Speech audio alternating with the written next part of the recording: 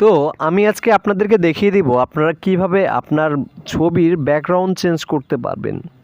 তো এইটা ইজিভাবে করতে পারবেন। ব্যাকগ্রাউন্ড যে কোনো ব্যাকগ্রাউন্ড আপনারা বসাতে পারবেন আপনার পিছনে, দেওয়াল, রুমের, রাস্তায়, যেখানে ইচ্ছা আপনারা সেখানে বসাতে পারবেন।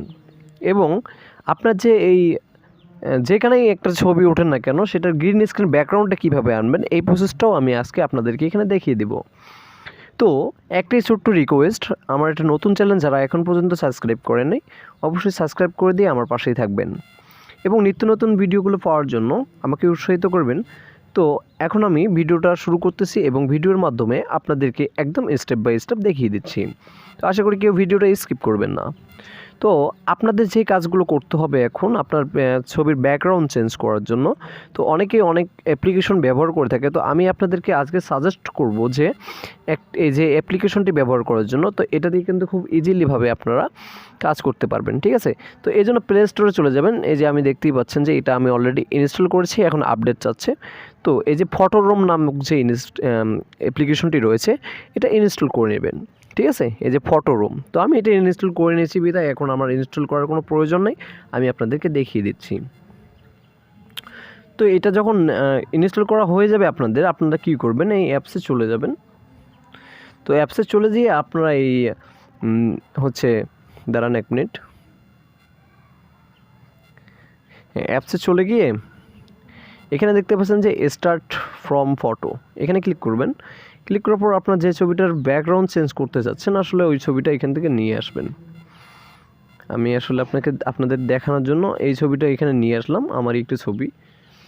তো একটু স্ক্যান নেবে, স্ক্যান নেওয়ার পর আসলে দেখা যাক কী হয়। হ্যাঁ, হয়ে গেছে, এটার ব্যাকগ্রাউন্ড চেঞ্জ হয়ে গেছে। এখন এটার ব্যাকগ্রাউন্ড আমরা গ্রিন করব, মানে সবুজ করব, ঠিক আছে।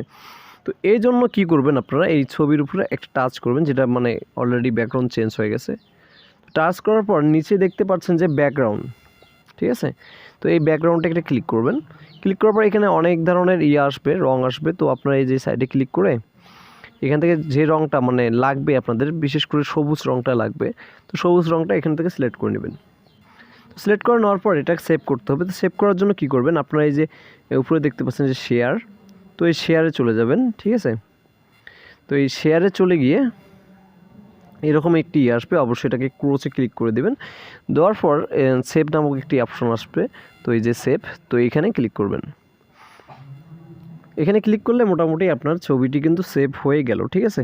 তো এবার যে কাজটি আপনারা করবেন, আপনারা যদি এই অ্যাপ্লিকেশনটির সঙ্গে পরিচিত না থাকেন কাইনমাস্টার, তো অবশ্যই এই অ্যাপ্লিকেশনটি ডাউনলোড করবেন। অলরেডি আমার চ্যানেলে দেওয়া আছে যে ওয়াটারমার্ক ছাড়া কাইনমাস্টার, মানে আপনারা যে এডিটিং করেন এটা কিন্তু একটা ওয়াটারমার্ক থাকে, কাইনমাস্টারের একটা লোগো থাকে। তো এই লোগোটি ছাড়া কীভাবে আপনার কাইনমাস্টার ডাউনলোড করতে পারেন সে সম্বন্ধে একটা ভিডিও আমার চ্যানেলে দেওয়া আছে, চাইলে দেখে নিতে পারেন। তো আপনারা এটা ইনস্টল করে নেবেন, কাইনমাস্টার এডিটিং ইনস্টল করে নিয়ে এটাতে প্রবেশ করবেন। তো আমি প্রবেশ করতেছি। তো বন্ধুরা, কাইনমাস্টারে প্রবেশ করার পরেই কিন্তু এরকম একটি ইন্টারফেস শো করবে, ঠিক আছে। তো আপনারা এখান থেকে ওকে দিয়ে দিবেন। তো ওকে দেওয়ার পর আপনাদের এই যে ক্রিয়েট নিউ প্লাসিনে একটা ক্লিক করবেন। তো এটাকে দিয়ে কিন্তু আমি ভিডিও এডিটিং করি, যেগুলো ভিডিও আমার চ্যানেলে দেখতেছেন আমি এটা দিয়েই এডিটিং করি।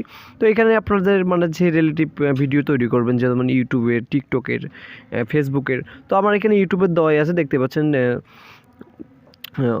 162.9। তো এটা আপনারা সিলেক্ট করে নেবেন, তারপর ক্রিয়েটে ক্লিক করবেন। তো ক্রিয়েটে ক্লিক করার পর এরকম ইন্টারফেস শো করবে। আসলে এখন কথা হচ্ছে যে আমরা তো ছবির ব্যাকগ্রাউন্ডটা চেঞ্জ করব, ভালো একটা লোকেশনে নিয়ে যেয়ে বসাবো, তাই না। তো এই জন্য আপনারা আগে থেকেই গুগল থেকে একটা সুন্দর একটা ইমেজ ডাউনলোড করে নেবেন। তো আমার এখানে ডাউনলোড করা আছে, আপনারা চাইলে করে নিতে পারেন। তো এই যে আমি ইমেজটি ডাউনলোড করে নিলাম, নেওয়ার পর দেখতে পাচ্ছেন যে এই যে ইমেজটা ডাউনলোড করলাম। তো এই ইমেজটার সাইজটা কিন্তু পর্দার থেকে অনেকটা ছোট। তো এটার জন্য কি করবেন, আপনারা এই যে দেখতে পাচ্ছেন যে এখানে প্যান্ট ডট জুম, ঠিক আছে। এই যে প্যান্ট জব মানে এটার উপর টাচ করলে এটা চলে আসবে। তো এই যে এটাতে চলে যাবেন,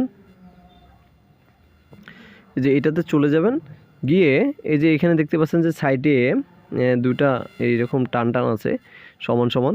তো এইখানে ক্লিক করবেন একটা, হ্যাঁ, ক্লিক করার পর এরকম হবে। তো আপনারা এখান থেকে কী করবেন, ছবিটাকে হাত দিয়ে ধরবেন, হাত দিয়ে ধরে দুইটা হাত দিয়ে ধরে আপনারা এইরকম করে ছবিটাকে মানে বড় করে দেবেন।